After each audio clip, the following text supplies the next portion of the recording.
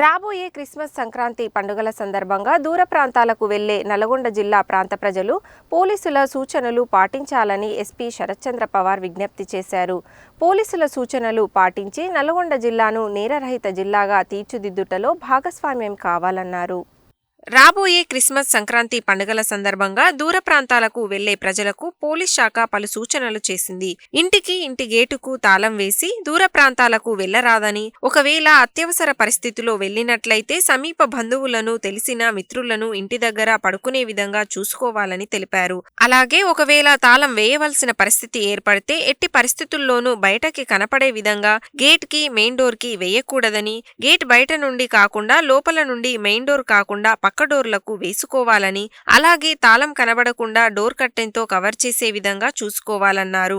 ఎట్టి పరిస్థితుల్లోనూ విలువైన వస్తువులను అనగా బంగారు, వెండి ఆభరణాలను, నగదును బీరువాలో పెట్టకూడదని, తప్పనిసరిగా బ్యాంక్ లాకర్లో భద్రపరుచుకోవాలన్నారు. రాత్రి సమయంలో ఇంట్లో వెలుతురు ఉండేటట్లు ఏదైనా రూమ్లో లైట్ వేసి ఉంచాలని, తప్పనిసరి ఊరికి వెళుతున్నట్లయితే ఇంటి పక్కన వారికి, సంబంధిత పోలీస్ స్టేషన్కి తప్పనిసరిగా సమాచారం అందించాలన్నారు. పోలీస్ స్టేషన్లో తెలియజేసినట్లయితే రాత్రి గస్తీ తిరిగే సిబ్బంది ప్రత్యేకంగా నిఘా ఉంచడం జరుగుతుందని చెప్పారు. ఫోన్లో నోటిఫికేషన్ వచ్చేటటువంటి సీసీటీవీ కెమెరాలను ఇంటికి అమర్చుకోవాలని, అదేవిధంగా ఇంటి బయటకు 4 దిక్కులా రోడ్డు కవర్ అయ్యే విధంగా కెమెరాలు ఏర్పాటు చేసుకోవాలన్నారు.